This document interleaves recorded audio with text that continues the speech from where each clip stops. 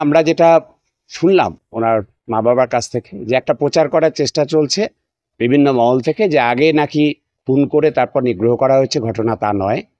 এটা পরিষ্কার যেটা হচ্ছে যে আগে ধর্ষিতা হয়েছে, তারপরেই হচ্ছে যে তাকে হত্যা করা হয়েছে এবং দেহে অসংখ্য আঘাতের চিহ্ন।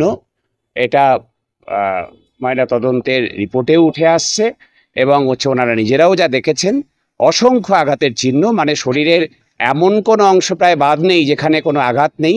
এবং সেই আঘাত ওনারাও সন্দেহ করছেন যে একজনের পক্ষে সম্ভব নয়, একাধিক দুষ্কৃতী চড়াও হলে তবেই সম্ভব। এবং হচ্ছে যে মানে নৃশংস নির্যাতন ওর উপরে হয়েছে, মেয়েটির উপরে। এইটা হচ্ছে যে আমাদের খুব বিচলিত করেছে এবং আমরা ওনাদের বলেছি যে বিচার না পাওয়া অবধি, শেষ অবধি আমরা শেষ দেখেই ছাড়ব। এবং বাড়ির মানুষ যারা ওনার মা বাবা, তারা যেহেতু মুখ্যমন্ত্রীও বলেছেন সিবিআই তদন্ত চাইছেন, ওনারাও বলছেন যে মুখ্যমন্ত্রীর কথা মতো সিবিআই তদন্তই আমরা চাইছি। হয়তো ওনারা পরে সেটা অফিসিয়ালি জানাবেন বা ইত্যাদি, কিন্তু ওনারাও সিবিআই তদন্তই চাইছেন।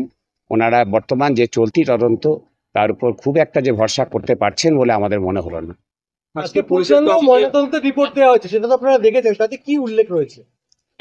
ওই যে বললাম যে হচ্ছে যে আগে ধর্ষিতা হয়েছেন এবং হচ্ছে তারপরে তাকে শ্বাসরোধ করে গলা টিপে খুন করা হয়েছে এবং হচ্ছে যে দেহে অসংখ্য আঘাতের চিহ্ন।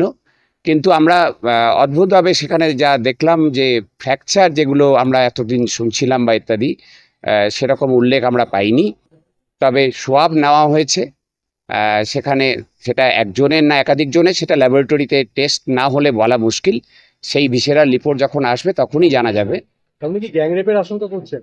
হ্যাঁ, বাড়ির লোক সেটাই আশঙ্কা করছেন এবং সেটাই ওনারা মনে করছেন।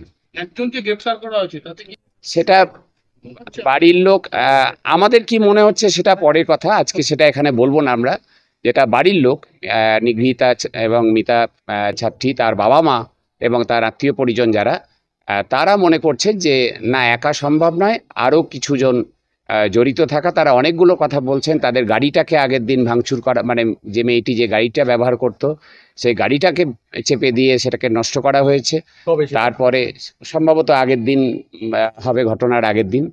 এবং ফলে হচ্ছে যে এরকম একটা চেষ্টা এবং হচ্ছে যে ওনারা আরও যেটা ক্ষিপ্ত যে হচ্ছে যে হাসপাতাল কর্তৃপক্ষ প্রথমে ওনাদের ফোন করে জানান যে হচ্ছে যে আত্মহত্যা করেছে মেয়েটি, সেটা ওনারা কিছুতেই মেনে নিতে পারছেন না। যে হাসপাতাল কর্তৃপক্ষের ধামাচাপা দেওয়ার কিছু আছে নিশ্চয়ই, না হলে তারা আত্মহত্যা বলে চালানোর চেষ্টা কেন করেছিল। এবং শুধু তাই নয়, ওনারা এটাও বলছেন মিতার মা যে হচ্ছে যে পুলিশের একজন পদাধিকারী তিনি এসে ওনাদেরকে নাকি টাকা পয়সা অফার করেছিলেন, যেটা শুনে আমরা তাজ্জব বনে গেলাম যে সত্যিই যদি ধামাচাপা দেওয়ার না থাকে তাহলে হচ্ছে যে মানে টাকা পয়সা অফার পুলিশের, সেটা ওনার মিতার মা বলেছেন আমাদের। যেটা হচ্ছে ওনার কাছ থেকে আমরা প্রথম শুনলাম যে কোনো এক উচ্চপদস্থ পুলিশ অফিসার তিনি নাকি এরকম, ওই সময় তখন মিতার সৎকারও হয়নি, সেই সময়টাতে নাকি ওনাকে ডেকে ওনাদের অফার করা হয়েছিল। ছিল 4 জন পুরুষের সঙ্গে নাইট ডিউটি করতে হতো, চিকিৎসা নিজের মতো করে। দেখুন, আমরা যারা চিকিৎসক, চিকিৎসকরা পুরুষ মহিলা কোনোদিন ভেদাভেদ আমরা করিনি। যে আমরা মহিলা পুরুষ মিলে একসাথেই ডিউটি করেছি। হ্যাঁ, শোবার ঘরটা আলাদা, ডিউটি রুমটা আলাদা। সেটা পশ্চিমবাংলার হাসপাতালগুলোতে, শুধুমাত্র মেডিকেল কলেজ কেন, একদম প্রত্যন্ত গ্রামের একদম কাকদ্বীপ থেকে কোচবিহার যে প্রাইমারি হেলথ সেন্টারে আমার যে মহিলা চিকিৎসকরা কাজ করেন, ব্লক হাসপাতালে যে মহিলা চিকিৎসকরা কাজ করেন, বা গ্রামের উপস্বাস্থ্যকেন্দ্রে যে আমাদের সিএইচও এএনএম যে কর্মীরা, স্বাস্থ্যকর্মীরা কাজ করেন, বিশেষ করে যারা নাইট ডিউটি করেন আমার নার্সরা এবং মহিলা ডাক্তাররা, তাদের কারোরই সেই নিরাপত্তা নেই। কিন্তু হচ্ছে যে তবুও তারা তাদের ডিউটি করে যান, নির্ভয়েই করে যান।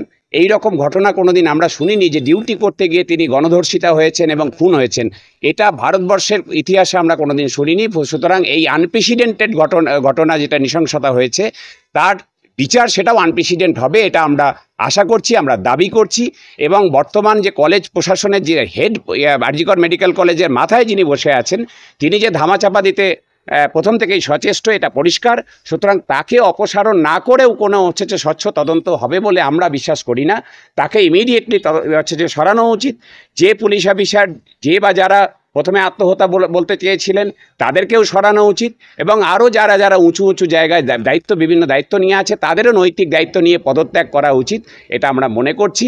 এবং হচ্ছে যে সমস্ত মহিলা চিকিৎসক যারা আছেন আমাদের রাজ্যের, আমাদের একদম বললাম সুন্দরবন থেকে শুরু করে সেই পাহাড়ে অবধি সমস্ত মেডিকেল হচ্ছে যে লেডি মেডিকেল অফিসার যারা, তাদের সুরক্ষিত ডিউটি রুম এটা নিশ্চিত সরকারকে করতেই হবে। এই সব দাবিগুলি না মেটা অবধি হচ্ছে যে আমরা আন্দোলন চালিয়ে যাব। আরেকটা জিনিস, বাড়ির লোক সেটা বাড়ির লোক পরিষ্কার বলবে।